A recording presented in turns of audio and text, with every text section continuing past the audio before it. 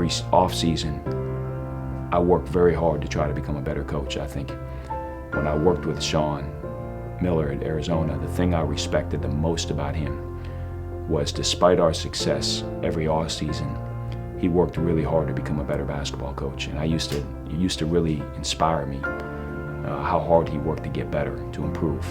And I always remember that, and I always try to make sure I follow the same path, that every year I'm really working hard to get better at the things that I need to get better at.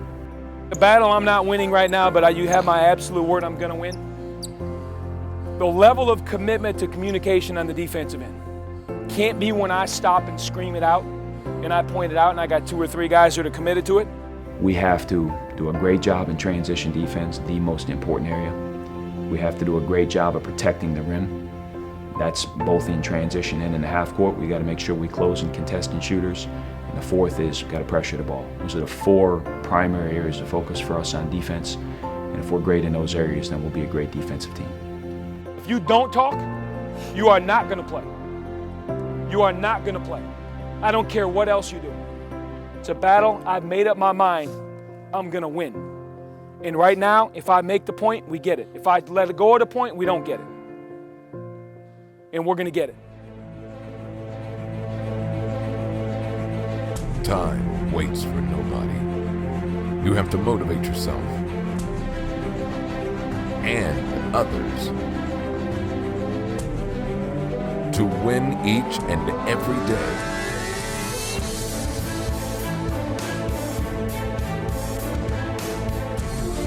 When you believe you can do it.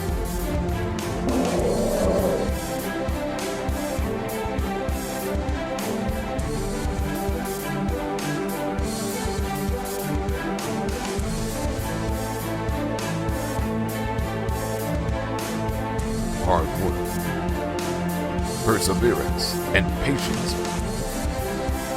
will take care of the rest. Are you all in?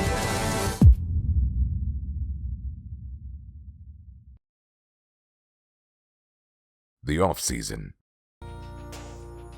A time where championship teams are built. With the combination of 10 players returning, including 2015 MAC Freshman of the Year Sean Sellers, top-scoring post players Franco House and Bo Calhoun, and the addition of 6 newcomers, this year's Ball State team is built for a successful season. A season that started in August with a foreign tour to the Bahamas.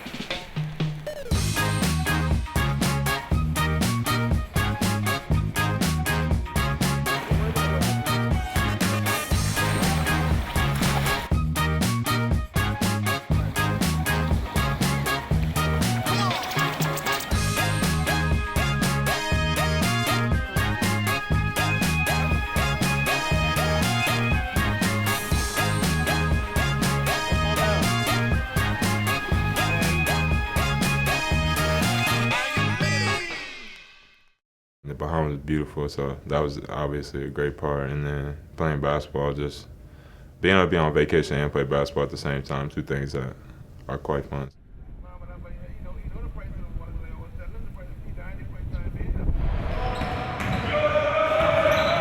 There's a lot of competition on our team. And I was glad they were able to sense that in the summer, because we still had a month and a half of preseason training. And for them to sense that competition and see it on the court and try to figure out, hey, who's going to be our top 5, our top 9 in the rotation, while they still had time to do something about it. And I thought it really catapulted us into a successful fall, because that pressure from competition, I thought, pushed our guys to work even harder than they otherwise would have. I thought that was a big thing for us, is building chemistry with our team and getting other people to know each other, and then being able to play a couple games for the freshmen and get practices in the summer was definitely huge for us. And I think that was good for the freshmen and the upperclassmen. It just helped us to bring the freshmen in quicker.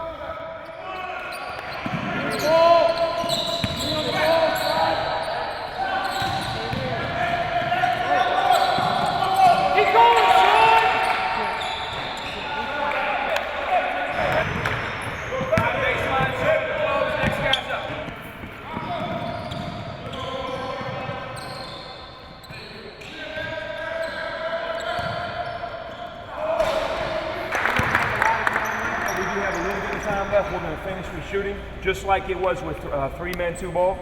3 shooters at a time. We'll go until they let us, but I want to give you guys time to just shoot threes. Just space out.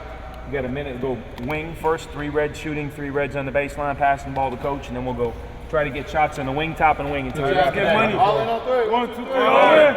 We had one off day that I canceled practice, and we rented a boat and went out to an island about 25 miles away.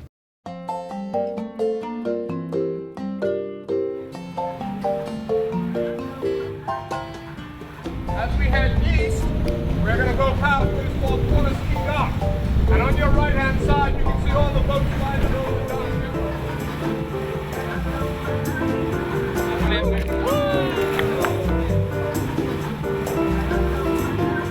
Oh, man!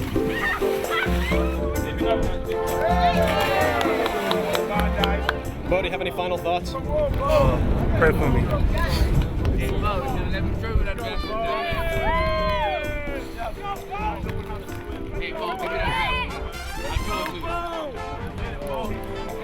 Hey, Big, where you going, Big? Come back right there. Oh, I got you. Walk right there.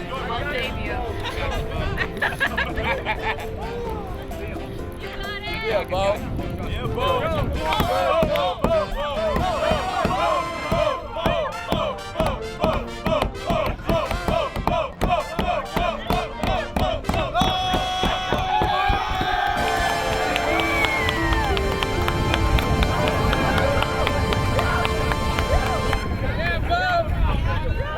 We went around the coast of the Bahamas and saw, you saw some of the socioeconomic differences, where the wealth in the city is, what poverty's like in a place like that. There's huge disparities of wealth.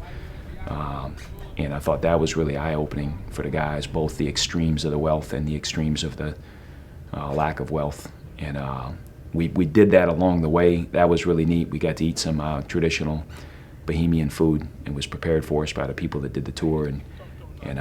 And see this, it was like Gilligan's Island where we were. It was just really unique and neat, and I learned a lot from it, and I'm confident our players learned a lot, and it was just a really, really fun day.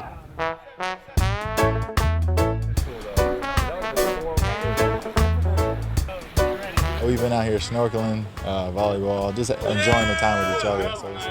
So it's a great time right now. Not bad, great flavor. Eat good, play good, live good. Like it good. Good food. We living good, man. I'm watching it here, develop, and just the amount of time they're spending together, and the quality of, the depth that they really get to know each other in an environment like this. And so I think it's great from a team chemistry, and it's really fun for me as their coach. I definitely think we're close together after that trip. A lot of fun, and it was good experience, not only being there in the Bahamas with each other, but also playing together, because we had 2 games down there and playing well together, and kind of really seeing how we the chemistry is. All right, fellas, lock in here. Just a couple real quick points. Thing I care about is I don't really care about them. What I really care about is us. All right, it's going to be an awkward game tonight. They're going to play 5 guards a lot of times. We're not going to play 5 guards a lot of times. It's going to be a funny game, and we're going to have to figure out who the right matchups for our bigs are during the course of the games. But what I do care about is us. Play really, really hard. I mean real hard. They got 5 guards, run your tail off. First of all, they shouldn't get a rebound, but transition, you got to get back, communicate. If there's a loose ball, we get every single loose ball. Dive on the floor, hustle plays, the things that make us who we are, that's what I care about. Good, simple decisions. Don't play too fast. Doesn't mean don't quick inbound and fast break, do all of it. But when we're organized in a half court, if you're already making decisions before you got the ball, you got a problem.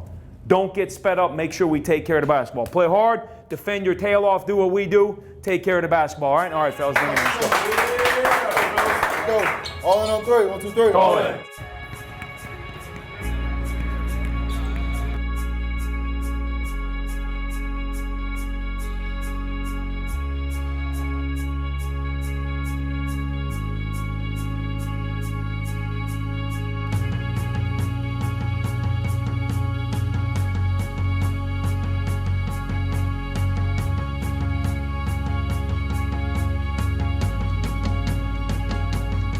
Decisive.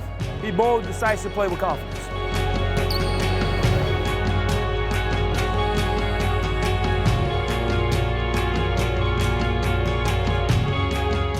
They're here to play. here to play. I don't want to see loose balls going to them. Great poise, kick it out, obviously shoot the ball, but that was great poise in the post. It was a great pass. Don't play too fast.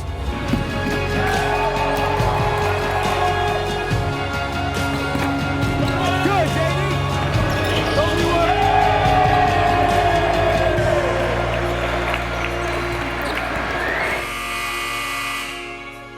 The only feedback I'd really give you is, we got off to a little bit of a slow start, and I think it's understandable because, one, there's a lot of guys, you're playing your first game. Francis has a tremendous amount of experience, but you work your tail off all summer, and you're like trying to get out there again, and you're trying to almost like, you want it a little bit too bad sometimes, and I thought we looked that way as a team, like, uncomfortable, awkwardly uncomfortable, not really knowing what to expect. And by the way, these guys came out, they were trying to win. They were trying to win. Probably as important as anything, I thought our culture and our bench and our team attitude was great. That's how it should feel. That's how it should feel. We felt like a team over there on the bench, cheering each other on, having fun, playing the game the right way, and I thought that was great. We got those 10 practices before to kind of get the new guys accustomed to what we do, and even guys like me, I was sitting out, so it was my first chance to really get a game look against some of the teams down there. But just the overall experience of taking a trip with your teammates, you all grow closer together, and the activities we did and being together the whole time just kind of helps that whole chemistry and the whole team clicks. After going 2-0 in the Bahamas, the attention turned to the regular season.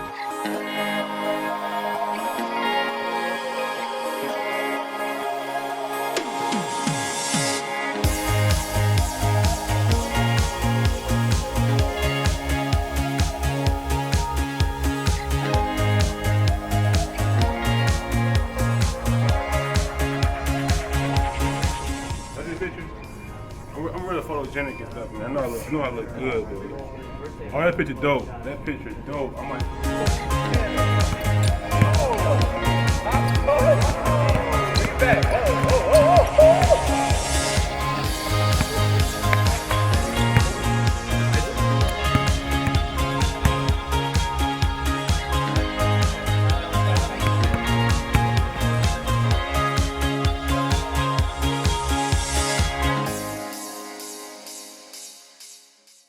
October 2nd, 2015, the team's first official practice. 4 guys for red never matched up because you didn't talk. 4 new blacks, same reds on the baseline. When we had our summer practice, we really had 2 goals. Integrate our newcomers into our style of play. That was one, and the second one, and in my opinion, the most important one, was to set the foundation for our man-to-man defense. In any sport, in particular basketball, you can't be a great team without being great on the defensive end. And we made that our priority, and spent a lot of time implementing our man-to-man principles to try to make a big jump in that area this year.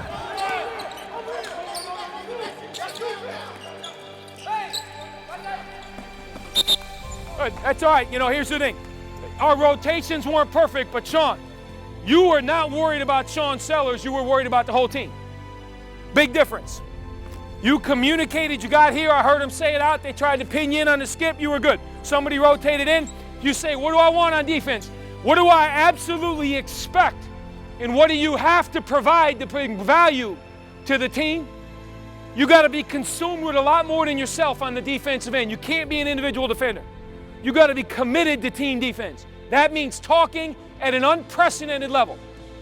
If I speak in general terms on our defense, we have to do a great job in transition defense, the most important area.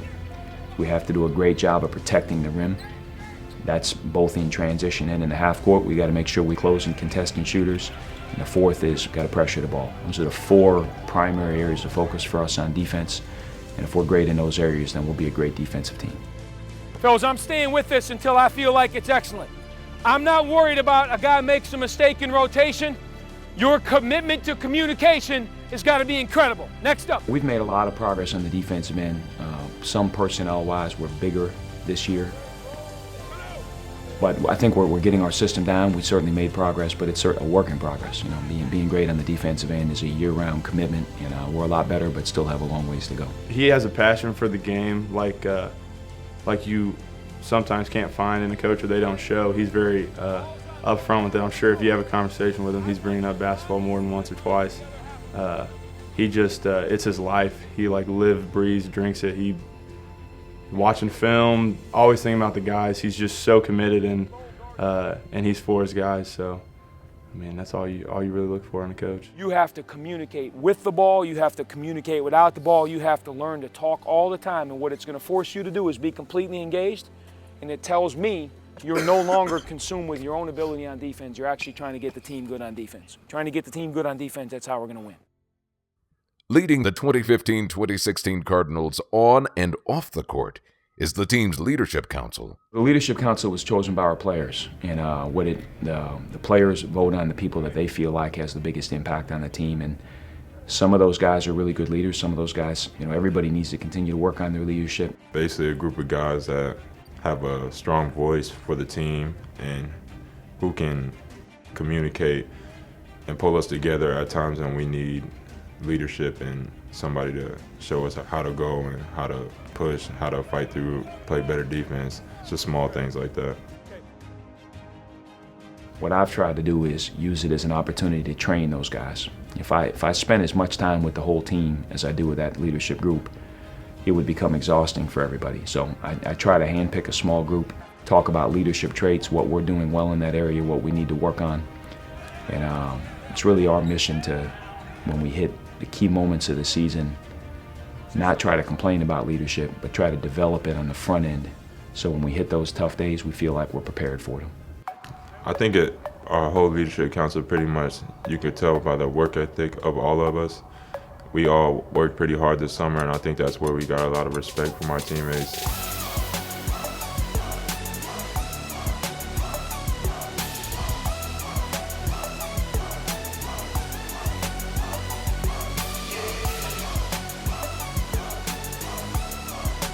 Francis is one of the hardest workers we have on our team. He's always in the gym.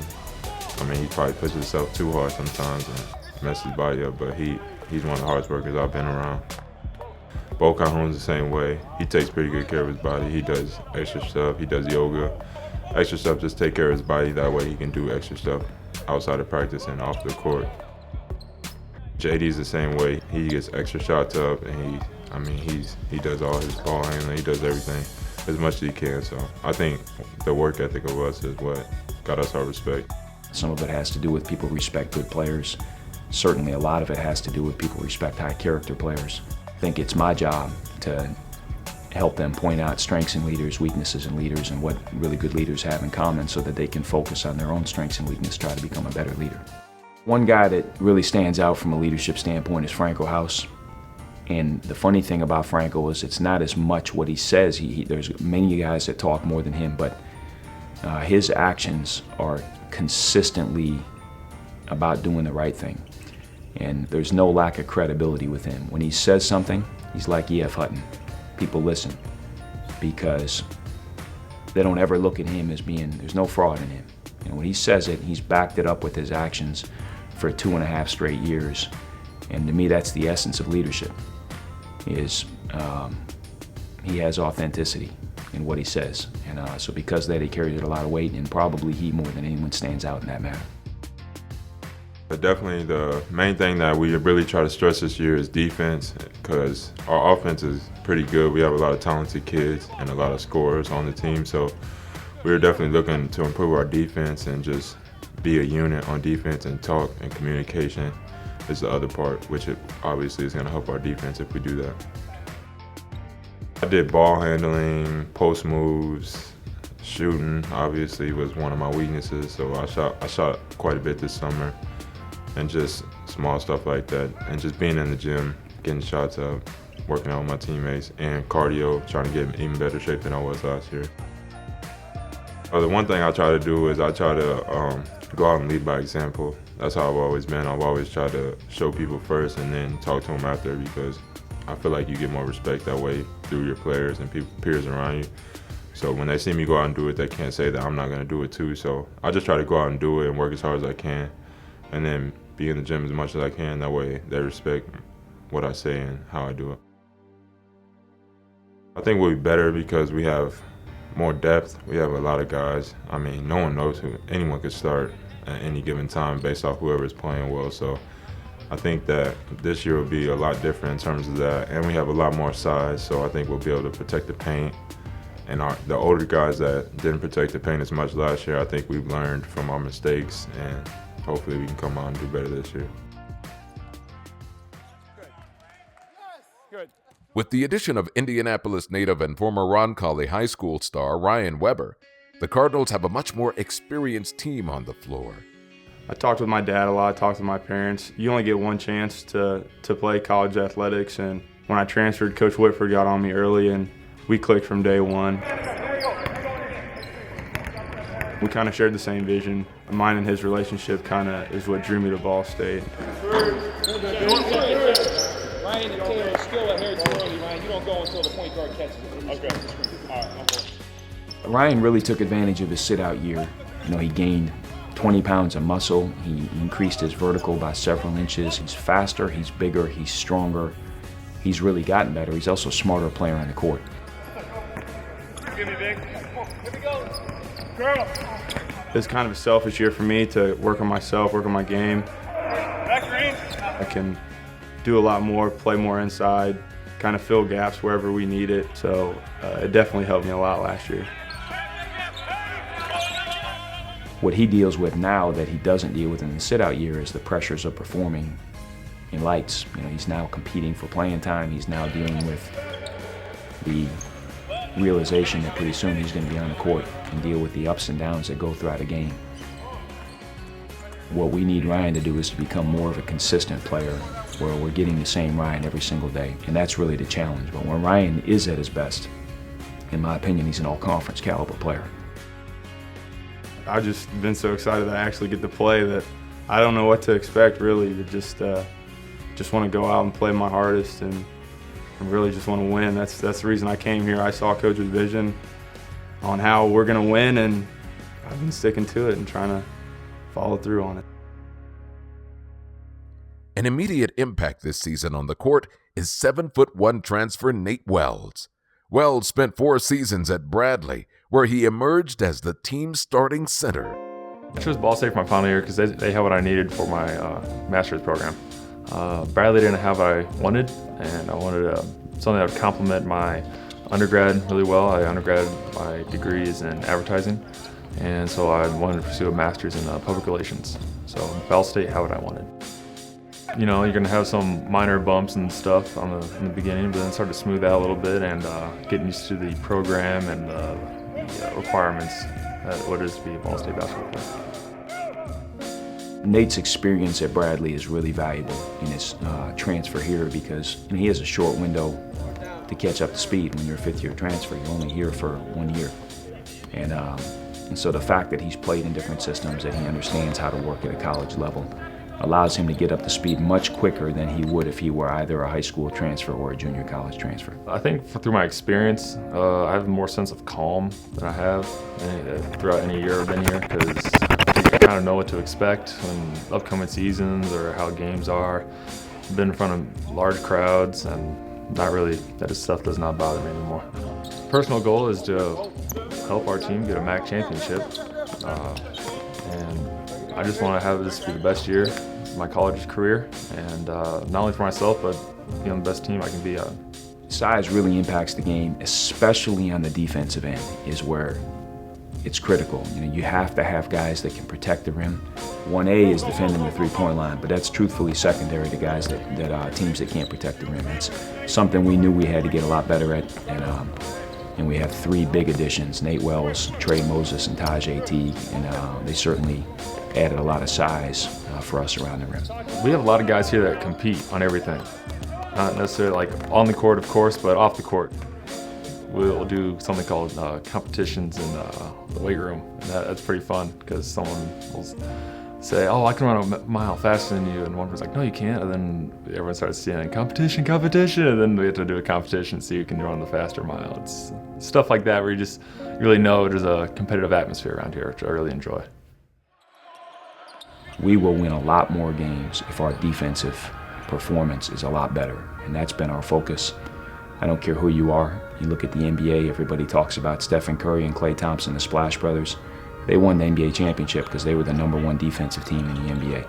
And you go across years. When you're great on that end of the ball, it allows you to have a great team, and that's a real area of focus for us. Help side, split line, split line. We will be a lot better this year. The biggest reason, we're a deeper, more talented team. We're a higher character team, much easier group to coach than we've ever had, and I do feel like we've made a big, what I would call, cultural shift. And what that means to me is embracing the responsibility of performing every single day. A collective work ethic and attitude to try to be great every time you step on the court. I feel like we're a lot better in that area, although still a lot of room to grow.